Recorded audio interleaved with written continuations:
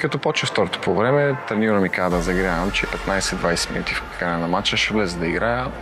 Мислович изведе прескоп от ъгъл, който аз знам, че в такава позиция винаги центрира прострелно на втора града и терена беше малко мокър и нали тупкаше и просто иска да спра топката вътре в мрежата. За един човек, който е контузен и се връща и да вкара гол, значи много, тъй като дълго време си бил извън строя и извън цялата система. Изведнъж като дойдеш и вкараш, чувството е неописуемо. Все едно изхвърляш един огромен багаж от тебе. Искам да кажа на феновете много голямо благодаря ви, че ми подкрепяхте с целият период на контузията, целият период и преди нея и сега, когато вече съм се завърнал да играя, усещам безусловно вашата сила, вашата мотивация към мен и ми давате увереност и искам да ви благодаря сърдечно. Много ви благодаря.